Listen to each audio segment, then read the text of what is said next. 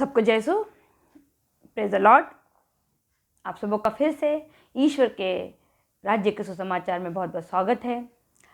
उम्मीद करती हूँ कि आप सभी लोग इन वीडियो के माध्यम से आशीषित हो रहे होंगे और ईश वचन को अपने जीवन में सिर्फ पढ़ने वाले नहीं बल्कि मतलब श्रोता नहीं, इसके कर्ता भी बन रहे होंगे। वचन कहता है, पतरस कहता है, पौलुस कहता है अपने वचनों में कि तुम्हें अपने श्रोता नहीं बनना चाहिए बल्कि इसके अपने को कर्ता भी बनना चाहिए। याकूब कहते हैं अपने पत्र में कि हमें वचनों के श्रोता ही नहीं बल्कि कर्ता भी बनना होगा, तभी हमारा ये वचन कारगर होगा, हमारा ये मेहनत कारगर होगी। तो मैं उम्मीद करती हूँ कि मेरे इन वीडियो के माध्यम से आप सब आशीषित हो रहे होंगे और इस पे गहराई से मन चिंतन कर रहे होंगे। दोस्तों, इन वीडियो को बहुतायत में शेयर कीजिए ताकि इस फ़ोन का कुछ तो सही उपयोग हमारे जीवन में हो सके, क्योंकि आज इस फ़ोन पे अच्छा काम छोड़ के बुरा हर काम हम करते हैं, जबकि फ़ोन एक बहुत अच्छा आशीष का कारण है आज के ज़माने में। क्योंकि शायद प्रभु आज 100% जानते हैं कि महामारी आने वाली है, कलीसिया के चर्चेस बंद होने वाले हैं, तो लोगों को मेरी स्तुति आराधना करने के लिए प्रॉब्लम आएंगी। तो ये प्रॉब्लम आने से पहले उन्होंने हमें ये फ़ोन अवगत कराया था कि हम ये बहाना ना दे कि हम कलीसिया के साथ स्तुति आराधना नहीं कर सकते करके। तो ये फ़ोन हमारे लिए बहुत बड़ा आशीष का कारण है, जिसे हमने श्राप का कारण बना दिया है। मेरे मेन इन वीडियो का जो मकसद है वो यही है कि हम कितना तैयार है, कितने प्रिपेयर हो रहे हैं, दिन पे दिन हम कितने यीशु के चरित्र में ढल रहे हैं कि हम यीशु के दूसरे आगमन के लिए तैयार हो रहे हैं। क्योंकि दोस्तों, अब समय आ चुका है यीशु के उस 4 गॉस्पल के अलावा जो यूहन्ना का प्रकाशन ग्रंथ है उस पर हम ध्यान देने की ज़रूरत आ गई। क्योंकि 4 गॉस्पल उस समय के हिसाब से प्रभु ने बोले, चमत्कार चंगाई किए, वो समय जा चुका है। अब जो समय है वो समय है वो कैसी कलीसिया, कैसे लोग उसके चाहिए जो जिनको वो लेने आने वाले हैं, इसके बारे में मनन चिंतन करना और दिन पे दिन उसकी कलीसिया के समान बनने की हमें कोशिश करना है। ये हमारा मेन मकसद अभी होना चाहिए। क्योंकि दोस्तों, जिस दिन यीशु राजा का जन्म इस धरती पे हुआ उसी दिन ईश्वर का राज्य हमारे और आपके बीच में आ गया। क्योंकि उसने कहा, जब तुम महान चमत्कार होते हुए देखो तो सोच लेना कि तुम्हारे बीच में क्या आया, ईश्वर का राज्य आ चुका है। और आप 4 गॉस्पल पढ़ेंगे तो आपको ये मिल जाएगा कि प्रभु ने कहा है।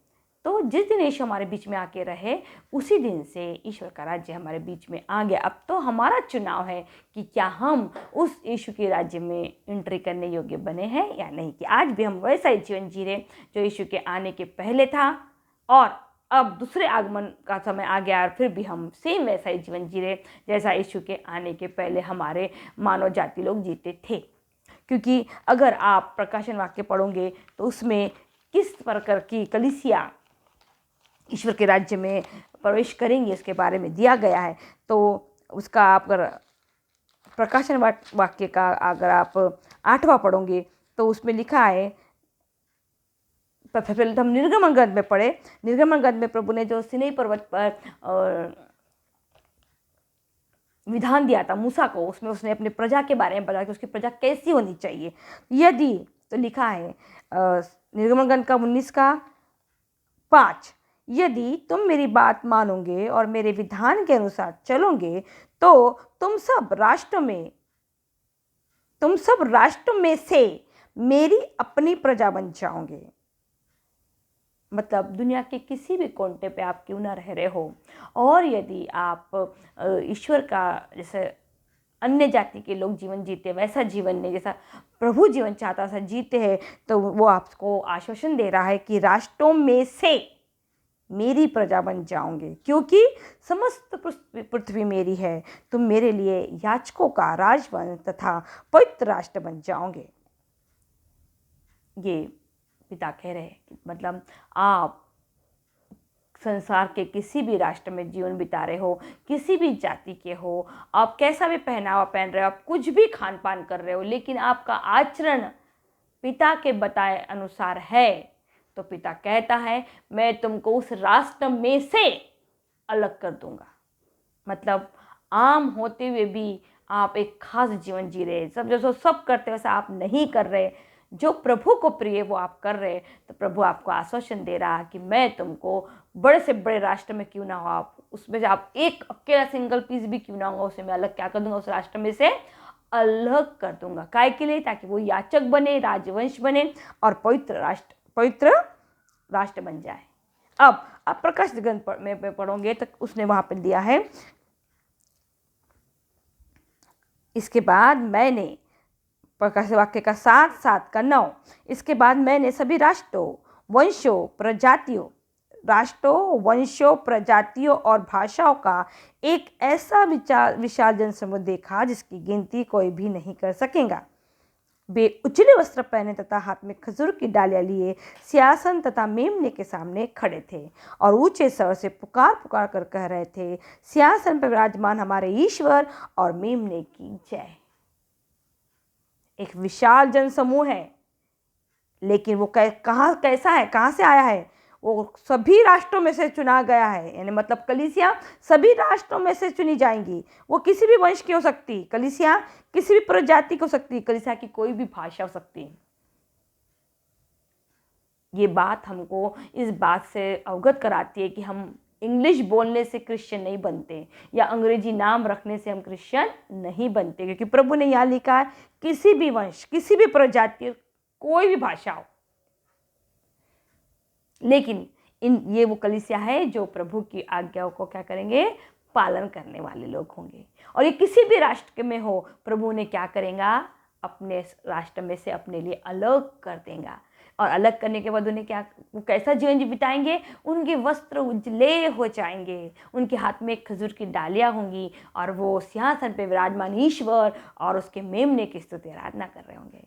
तो क्या दोस्तों, आपने और मैंने कभी ऐसे जीवन की कल्पना की है कि दिन रात इस शारीरिक जीवन के बारे में ही हम सोचते रहते हैं? अब समय आ गया है, हर वक्त स्वीट प्रचार करने का समय खत्म, क्योंकि हमारी कलीसियाओं में, हमारे चर्चों में हमारे फादर, हमारे पास्टर हर वक्त एक स्वीट प्रचार करते हैं, जिसमें प्रभु यीशु ने पापों को क्षमा करने के लिए बोला है, वो तुम्हारे लिए आएगा, उसने तुम्हारे लिए कोड़े खाए, यही प्रचार करते रहते हैं। ये पौर शिक्षा नहीं है। पौर शिक्षा अब क्या होंगी? पौर शिक्षा का मतलब ही प्रकाशित वाक्य है। ये तो बच्चों की शिक्षा है, जो प्रभु पे विश्वास नहीं करते उनको लिए, जो नए लोग हैं, जो नए क्रिस्ती बनने वाले, नए विश्वासी है वो, या जो अन्य जाति है, जो चमत्कार देखे बिना यीशु पे विश्वास नहीं कर रहे हैं। 12 प्रेरितों के जीवन में यीशु ने कोई चमत्कार नहीं किया था। दूसरों के साथ चमत्कार हो रहे थे, उनके साथ नहीं हुए थे, पर उन्होंने यीशु को अपना मुक्तिदाता उद्धारकर्ता चुना, और सिर्फ मुक्तिदाता उद्धारकर्ता ने जो उनके लिए अपने प्राण में दे दिए। तो क्या आप और मेरी क्रिश्चियनिटी ऐसी है? हमारे जीवन में यीशु ने कोई भी चमत्कार नहीं किया है, कोई चंगाई नहीं की है, लेकिन हम उसके नाम पे मरने को, जीने को तैयार है। ये समय है अब उसका। मैं ये नहीं कहती कि प्रार्थना नहीं करनी चाहिए इन सब चीज़ों के लिए, प्रभु हमारे मांगने से पहले जानता है, करना चाहिए। लेकिन दोस्तों, हर दिन हमारा जीवन एक स्टेप आगे जाना चाहिए प्रकाशित वाक्य के हिसाब से, क्योंकि एक विशाल जनसमूह है वहाँ पे जिसकी गिनती कोई नहीं कर सकता। मतलब ये बात तो कंफर्म है कि हम सब के लिए वहाँ पे जगह हो सकती है। अगर हम सब ने मन परिवर्तन किया तो हम सब के लिए जगह है वहाँ पे। फिर हम किसी भी राष्ट्र के क्यों ना हो, हम कोई भी जाति, कोई भी वंश, कोई भी रंग, कोई भी रूप हो, हम जा सकते हैं। बस हमें अपने चरित्र पे काम करने की ज़रूरत है, बहुत ज़रूरत है अब प्रकाशित वाक्य, क्योंकि जो जो लिखा था सब कुछ हो रहा है। राष्ट्र के रात खड़े हो चुके, बीमारियों पे बेरे महाभय, भूकंप, अकाल कंटिन्यू हो रहे, बारिश का मौसम देखिए, बिना मौसम की बारिश हो रही, सब मौसम में परिवर्तन आ चुका है। अब प्रकाश वाक्य में जो जो लिखा है, जैसा होने वाला है वो हो रहा है। अगर आपको ये पढ़ने के वक्त समझ में नहीं आती तो बहुत ऐसे बड़े बड़े वक्ता लोग हैं जो प्रकाश वाक्य को बहुत अच्छे से एक्सप्लेन कर रहे हैं, अपने कलीसिया में एकदम स्ट्रांग प्रचार कर रहे हैं कि अंतिम समय के लिए तैयार हो जाओ। मीठा मीठा प्रचार नहीं कर रहे हैं कि यीशु दयालु है, यीशु पिता प्रभु है, वो आपको चंगाई देंगे, आपके घर में किराना भरेगा, ऐसा प्रचार नहीं कर रहे। गया समय, गया इसका, वो समय था यहूदियों का, उन्होंने किया, चले गए। क्या आपने कभी सोचा कि पिता ने अपने पुत्र को जिलाया तो क्यों जिलाया? उन्होंने उनसे ये कहा कि बेटा तूने बहुत सारे चमत्कार किए से तेरे को मैं जिला रहा, या तूने बहुत सारी चंगाइयाँ दी से जिला रहा है, तूने बहुत से लोगों की जरूरतें पूरी कर करके से जिला रहा? नहीं, उन्होंने कहा क्यों जिलाया? क्योंकि यीशु ने आप कहा कि मैंने मेरे पिता की हर आज्ञा का पालन पूरा किया है। क्यों जिलाया गया? क्योंकि यीशु हर वक्त इस बात को स्वीकार करते गए कि मैं अपने मन से कुछ भी नहीं करता, जो मुझे मेरे पिता कहता है वही मैं करता हूँ। तो पिता ने अपने पुत्र को क्यों जिलाया? क्यों उन्हें वो आत्मिक देह पहनाई? क्यों? क्योंकि पुत्र ने इस संसार में रहते हुए भी इस संसार की चीज़ों को अपना आकर्षण का केंद्र बनने नहीं दिया। क्यों? क्योंकि वो स्वर्ग से आया था, और वो स्वर्ग से आने के बाद स्वर्ग का राज्य हमारे बीच में आया। जिस दिन उसने धरती में जन्म लिया उसी दिन हमारे बीच में स्वर्ग का राज्य आ गया। अब डिसीजन हमारा है, उस राज्य को के अंदर हम प्रवेश करते हैं या बस इसी राज्य के बारे में, इसी संसार के बारे में हम सुनते रहते हैं। क्योंकि प्रभु आपसे नहीं पूछेगा कि बेटा तूने कितना दान धर्म की, तूने कितना प्रार्थना की, तू कौन से बड़े घर में रहती थी, तू कितने अच्छे कपड़े पहनती थी, ये सब चीज़ें कितने बार प्रार्थना करती थी। आपका करेक्टर, आपका चरित्र आपको दिखा देना चाहिए। जैसे मैंने बताई थी एक एग्जाम्पल कि 2 लड़के बहुत सुंदर थे, ऊंचे पूरे सूट बूट पे टाई जूता चक चमक रहा, उनका आस्ता पॉलिश मारे थे, और कोई भी देख के उनको बोलेगा वाओ क्या मस्त पर्सनालिटी है। लेकिन जैसा ही मुंह खोल के बाजू में पस से खर्रा थूके, उनका कैरेक्टर सामने आ गया।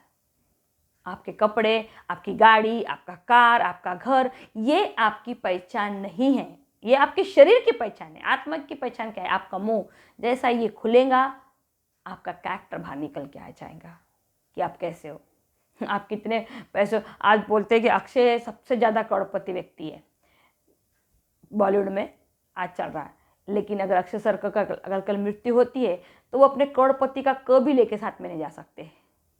यही हकीकत है। कितना खाओगे और कितना पहनोगे और कितना एंजॉय करोगे, एक दिन आएगा जब ये सब चीज़ हमको नर्वस कर देंगे, निराश कर देंगे। ठीक है, संसार में जीना है, खाना पीना लगा है, लेकिन ये आपके जीवन का मेन मोटिव नहीं हो जाए, उसका मेन, अपना जीवन का मेन उद्देश्य ही नहीं होना चाहिए कि सुबह उठे ही नहीं तो बस वही बातें, वही ड्यूटी, वही खाना, वही बस काम तो करना है।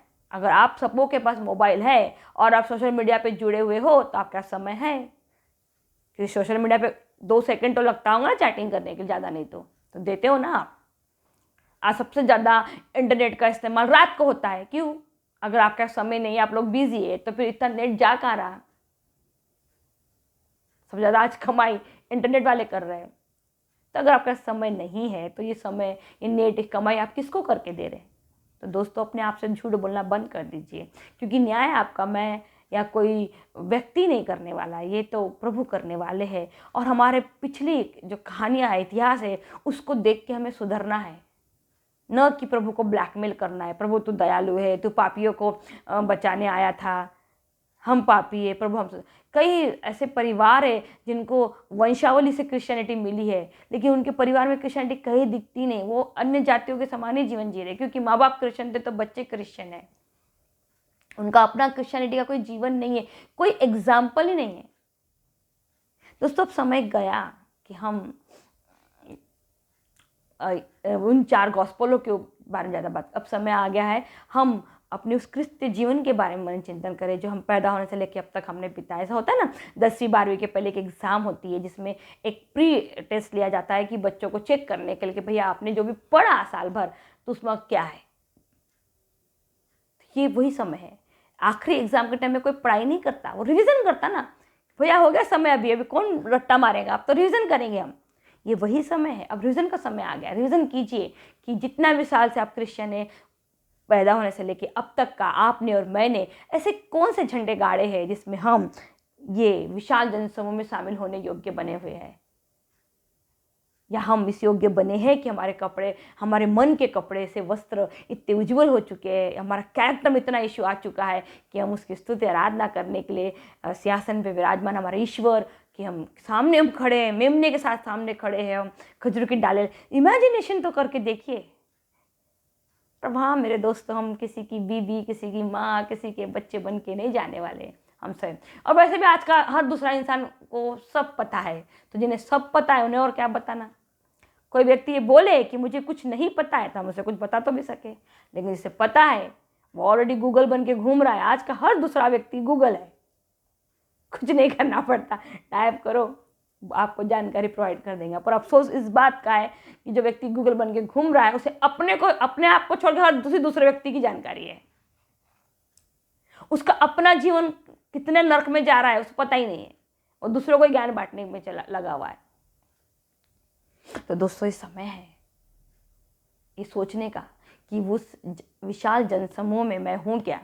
क्योंकि मैं फिर बोलती हूँ, प्रभु आपसे ये नहीं पूछने वाले हैं कि आप कैथलिक हो, प्रोटेस्टेंट हो, बिलीवर्स हो, पेंटाक्लोस हो, यहोवा साक्षी वाले हो, किस कलीसिया से आप आए हो, नहीं हो। क्योंकि यहाँ बाइबल में मैंने पढ़ के थक गई मैं, मुझे कोई भी कैटेगरी दिखाए। हाँ ठीक है, पर्टिकुलर हमको किसी एक कलीसिया में जाना पड़ता है तो उसका एक नाम हम लेते हैं कि हम इस चर्च में जाते हैं, लेकिन इसको अपना मकसद या किसी दूसरे कॉम्पिटिशन का जरिया मत बना दो। हम ये है वो है, उनके चर्च में तो ऐसा होता, हमारे चर्च में तो वैसा होता। आपके चर्चों में क्या होता है इसे प्रभु को लेना देना नहीं है, आपके कैरेक्टर में क्या हो रहा। अगर आपके चर्च में जाने से आपका कैरेक्टर विनम्र बन रहा, क्षयशील बन रहा, दयालु बन रहा, प्रेम मिलनसार बन रहा, ईमानदार बन रहा, तो आप बिल्कुल सही कैरेक्टर में काम कर रहे हो, सही लाइन पे जा रहे हो, आप यीशु के करीब जा रहे हो। हमारा दिन पे दिन कैरेक्टर बदलना चाहिए, स्वभाव बदलना चाहिए, चरित्र बदलना चाहिए। हमें सबके लिए एक लाइन में सोचना पड़ेगा, हम सबको प्यार करना चाहिए, सबको क्षमा करना पड़ेगा, जहाँ गलत है वहाँ गलत बोलने की हिम्मत करना पड़ेगा। ये बोल के अपने जिम्मेदारी से हमको हाथ नहीं मोड़ना है कि भैया प्रभु उसका न्याय करेगा। आज इतनी नफरत लोगों में हो चुकी है कि मैं बता नहीं सकती कि बेटी माँ से नफरत। मैं एक प्रैक्टिकल एग्जाम्पल मेरे पास है, लेकिन मैं नहीं बोल सकती, नहीं कर सकती। तो दोस्तों, इतनी नफरत लेके, इतना गुस्सा लेके, इतनी कड़वाहट लेके, क्या लगता है आपको हम वाकई में पिता के सामने खड़े होने ही लायक है? नहीं है दोस्तों, हमारा आपका जीवन इस योग्य नहीं है। हम नहीं है इस योग्य कि हम, क्योंकि तुम मेरे लिए याजकों का राजवंश तथा पवित्र राष्ट्र बन जाओगे, है हम। ऐसा ना हो दोस्तों, जो पिछले हैं वो अगले हो जाए और हम रिविजन भी न कर पाए अपने जीवन। क्योंकि जिस दिन मृत्यु आए उस दिन हमारे लिए दुनिया का अंत है। आज भी आ सकती, अभी आ सकती, कल आ सकती, कभी आ सकती।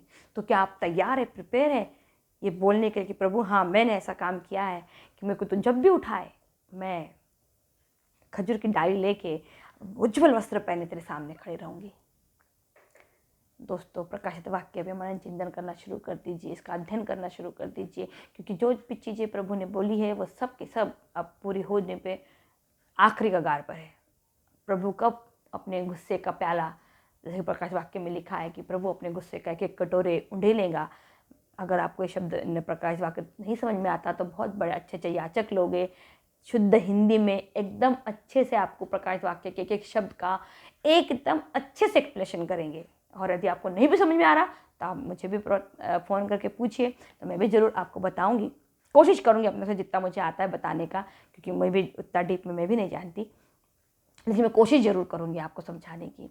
प्रकाशित वाक्य अब पूरी तरीके से प्रैक्टिकल रूल में आ चुका है प्रभु अपने गुस्से पे, क्योंकि अब नफरत एकदम चरम सीमा पे है।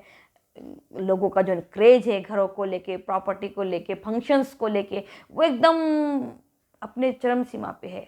अन्य जातियों से उनके लाइफ स्टाइल में कोई फर्क नहीं है, सेम वैसा ही जीवन जी रहे, फिर भी एक गर्व का झंडा गाड़ के बैठे हुए कि हम क्रिश्चियन हैं।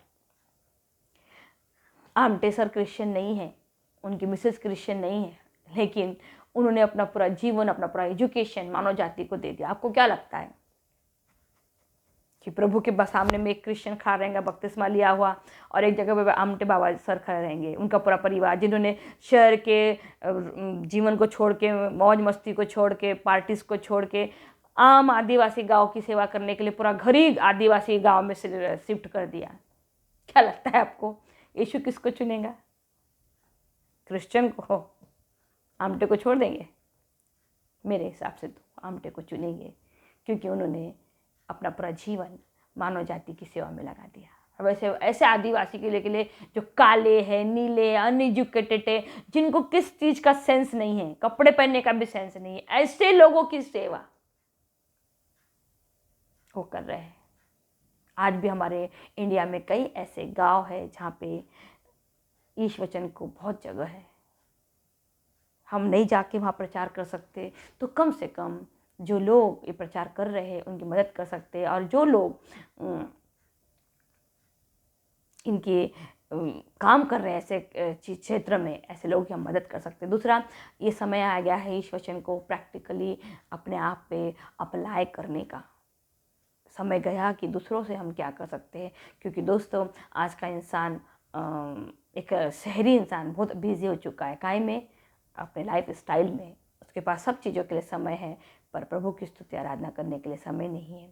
तो दोस्तों, प्रकाशित वाक्य में हमें प्रभु ने अलर्टनेशन दे दिया है। हम उस पर दोष नहीं लगा सकते कि प्रभु तूने हमको बताया था, तू आ गया। उसने बता दिया है कि मैं कैसे आने वाला हूँ, कैसे लोगों को ले जाने वाला हूँ और कहाँ से ले जाने वाला हूँ।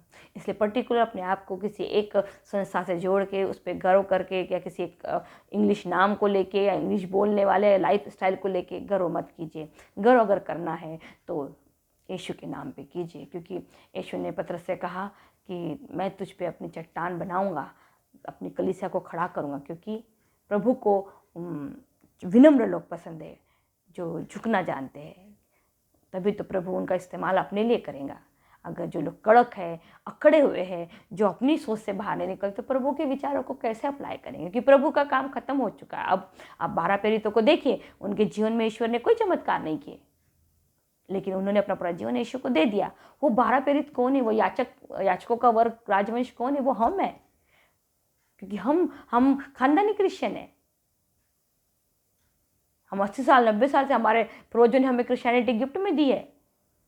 हम कन्वर्ट नहीं हुए कि पहले हम हिंदू थे फिर हमने धर्म को स्वीकार किया। हम तो, हमारे माँ बाप पहले क्रिश्चियन थे, फिर हमको उन्होंने क्रिश्चियन बनाया। हमारे बच्चे क्रिश्चियन परिवार में, चर्चों में बपतिस्मा ग्रहण किए हुए।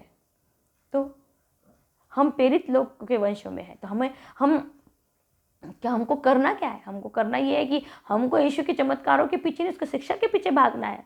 उसका जीवन उसने जिया, वैसा जीवन हमको जीना है। तभी तो वो राजसी मुकुट हमारे माथे पे पहनाएगा। वो तभी तो यीशु हमसे कहेगा कि देखो ये मेरे भाई बहन है, और उसका पिता हमसे कहेगा कि ये मेरे पुत्र पुत्रियाँ है प्रिय। दोस्तों, ये संसार जैसे सोचता है, ऐसा जीता है, वैसा अगर आप और मैं भी जी रहे हैं तो ये गलत फैमिली में मत रहिए कि आप ईश्वर के प्रिय पुत्र पुत्रियाँ हैं। आप अपने नज़र में ये बात बोल सकते हो कि आप सही हो, लेकिन प्रभु की नज़र में सही नहीं है। अगर आपको अपनी कमियां देखना ही है तो आप ज़रूर पवित्र बाइबल का एक बार मनन चिंतन कीजिए, आपको सारे सवालों के जवाब मिल जाएंगे। तो आइए दोस्तों, एक प्रार्थना के द्वारा हम इन वीडियो को समापन तक ले जाएं। हे मेरे स्वर्गीय पिता, मैं तुझे धन्यवाद देती हूँ प्रभु कि तू अपनी सारी योजनाओं को समय रहते हुए पूरा करता है। तू उनमें कोई भी देरी नहीं करता। तूने अब तक का जो बाइबल में कहा है, तूने सब चीज़ों को समय के हिसाब से पूरा किया है। और अब तू अंत में जब तेरी कलीसिया के ऊपर तू अपनी मोहर लगाने के लिए तैयार है, समय तो अपनी इस योजना को भी पूरी करेगा।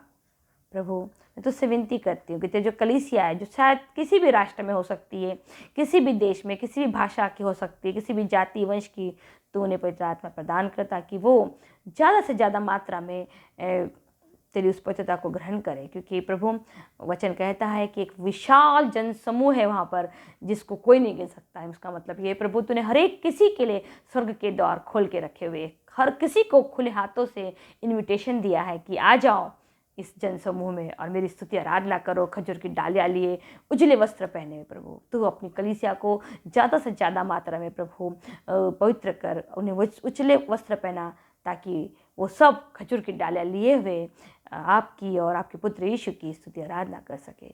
प्रभु, हम सबों को पवित्र आत्मा प्रदान कर, ताकि इस संसार में जहाँ हर एक व्यक्ति एक जैसे ही बात करता है, हम इन आम व्यक्तियों में रहते हुए प्रभु तेरे नज़र से खास जीवन बिता सके, ताकि तेरे नज़र में वो जीवन विशेषता का जीवन हो। भले लोग हमारे उस जीवन के लिए हम पे हंसे या हमें कमेंट्स भी करें, लेकिन हम नहीं ले प्रभु। हमें तो इतना पेशेंस, इतना सहनशील, इतना हिम्मत दे प्रभु कि हम ऐसे माहौल में अपने आप को स्थिर रख सके और अंतिम समय तक तेरा इंतज़ार कर सके धैर्य के साथ।